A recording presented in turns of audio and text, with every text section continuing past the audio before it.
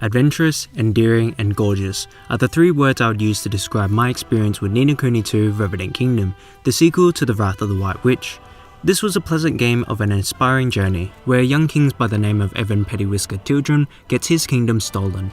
Upon these unfortunate occurrences, he decides to create his very own kingdom and reunite all of the 5 realms of Ni no Kuni to create a world of peace. And alongside his quest, we have a mysterious man by the name of Roland, who is actually the president of our world and was strangely transported to the new fantasy land.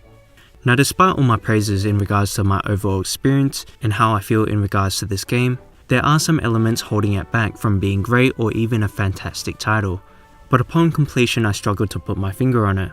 This is because there are many minor flaws, but together creates quite a negative substantial presence in the enjoyment and overall quality of the game, with a myriad of missed opportunities. Hello and welcome to a new video. I'm Vanguard and today, we'll be reviewing Ni no Kuni 2 Revenant Kingdom, spoiler free, and what exactly it means to become king. But without further ado, let's get right into it.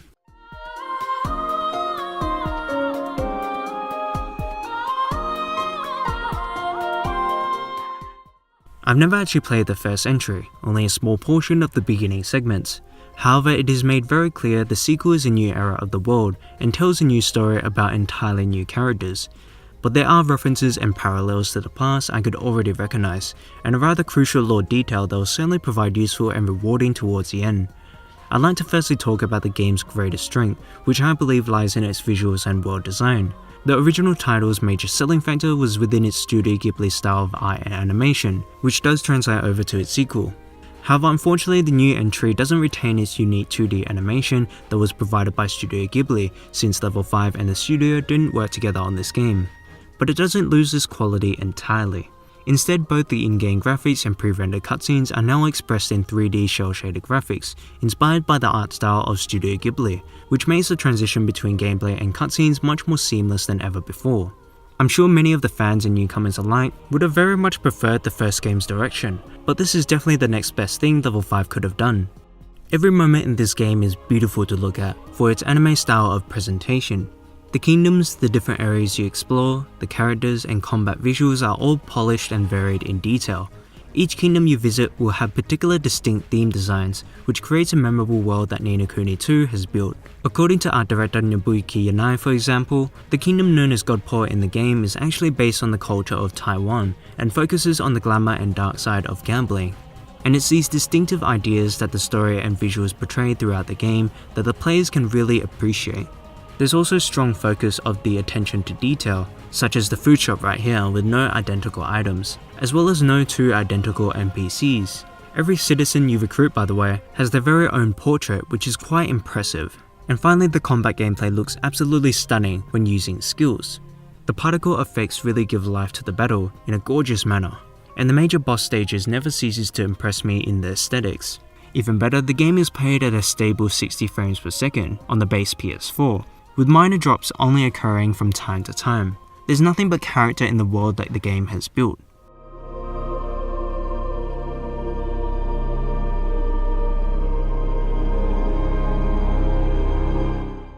Probably the greatest change you'll immediately take notice of in the trailers and other promotional material would be the gameplay. I don't really recall my gameplay experience from the first title due to my minimal exposure of it, but when fighting against enemies you could control a creature known as familiars and also use magical abilities in encounters. It was much more slower paced and strategic. Ni no Kuni 2 on the other hand goes in a totally new direction, where combat is completely real time. You control one of the 3 party members to fight in battle using heavy and light attacks, with 3 different melee weapons of the same kind that can be swapped out seamlessly. There's a Zing gauge that each weapon has that can be filled up, and at 100%, you can unleash a more devastating attack of one of your 4 abilities that you possess. There are ranged weapons as well as new creatures known as Higgledies that provide special elemental attacks or functions during combat, ranging from cannons, healing, shields, and etc. These Higgledies are collected throughout the game and provide many different abilities to vary the gameplay experience. Combat for me feels very nice, fast, and dynamic, which for my personal preference is a great change. However, after playing 30 hours or so to complete the main campaign, it certainly grew a little stale, but the large amount of Higgledies you can create or find, and the ability to swap out different party members for different movesets really does increase the length of enjoyment of the game I had overall. It's just a little easier. I didn't really come across much challenge in the story campaign, having not died once. Quests in this game are separated into story and side quests. While both are fine, side quests are actually pretty essential to progress the main story, and there are quite a few of them to do. You will do multiple tasks such as fighting tainted monsters, going through dungeons, skirmishes, recruiting people, and building your own kingdom. Kingdom building and skirmishes are simple, but provide a bit of fun and space from the main gameplay, offering no more than that. There's plenty to do to mix up the gameplay, which I do appreciate, but the game fails to give attention to the importance of these side content. And there were multiple points in the game where I hit a brick wall in the progression of the story, since my kingdom didn't reach its requirements or something else. And these aren't quick tasks that you can recover quickly from, and can take quite a few hours to complete. I do like, however, how you have to physically go out of your way to recruit and build your kingdom, instead of having it grow as you progress through the game, as it gives a sense of reward and importance in doing the side content. But there's far too many side content and other objectives you must do outside of the main campaign, and it just results in a sense of filler to extend the playtime of the game, as over time it feels very insignificant to the main story. Gameplay is very fun and varied, with many minigames to mix things up over the course of the experience, but at times it is easy, with too many side content required to progress in the game, that just feels like filler and adds little to the overall plot.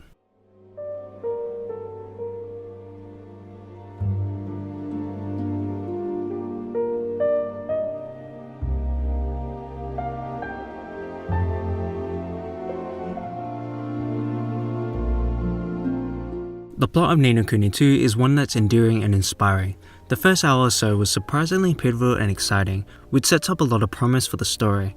The game deals with unexpected themes of gambling, corruption, death, and etc., but unfortunately to very little detail and depth. At the beginning of the journey, we are introduced to Evan, a young king who is dethroned from his kingdom, and Roland, an old president who is mysteriously transported to the world of Ni no Kuni after his city was literally nuked. Roland helps Evan escape, but not without sacrifice of Aranella, the only person Evan had left that he held dear. It is his promise to her that sets up all the events and motivations of the young king in the narrative, to build a world of peace. I enjoyed the themes presented in the experience, however the end product of each stage was predictable, and foreshadowing was done blatantly obvious. I also felt a lacking sense of tension narratively against major bosses, as there were no moments in the story that expressed risk and loss after the beginning. I wish we got to see the burden that Evan had to overcome in his place as king, but from my perspective he lost very little if nothing at all in the journey. I really like the main characters in the story like Evan, Tiny and Roland. Their overall character design and how they were presented were both charming and curious. However, besides Evan, I don't really think any of the party members you gain over time have any real character development or characterization. I'm mainly projecting this statement towards Roland, as he is one of the two most important characters in the story.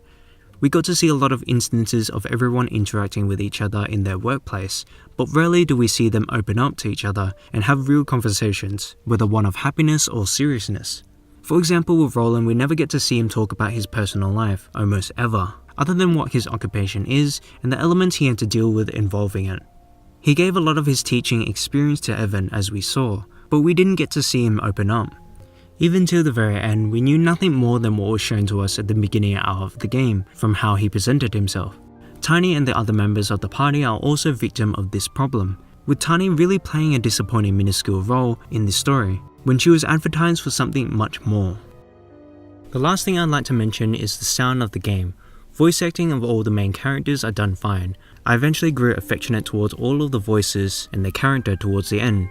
However, my main criticism comes from the lack of it at times. The voice acting is often replaced by written dialogue on the screen. The soundtrack by Joe Hisaishi, who worked on many of the Studio Ghibli movies as music composer, for the most part made suitable soundtracks for particular scenes or places, but for me personally it didn't really click because it kind of feels rigid, and it's probably one of the more disappointing soundtracks that were produced by him. They were generally nothing too special. There were, however, a few exceptions that could stand on their own. However, comparing the OST from this game to his other works, this pales in my opinion. Again, at times there is an absence in background music, which creates an awkward silence. To conclude, Ni no Kuni 2 Revenant Kingdom is a beautiful looking game with wonderful areas to explore. Its changes to combat, while not welcome to all, is very fun and fast paced, with many mechanics to mix up the experience. Though a little too easy at times, it is all at a buttersmooth 60 frames per second. There are too many side content that are compulsory to progress the main story and add little to the overall experience. Finally, the story lacks detail and depth in many areas. It is predictable and does little for characterization, with important members of the main party who have a lot of potential to be lovable characters. Overall, I found joy playing through this game. If you want a fun, light-hearted, casual JRPG to explore and don't mind doing a lot of side quests, then definitely give this a go. Well, that about wraps up my review on Ni no Kuni 2. I hope you all enjoyed. If you did, please leave a like, comment, subscribe. Let me know what your thoughts are down below. Thank you all for watching, and until next time, I will see you later.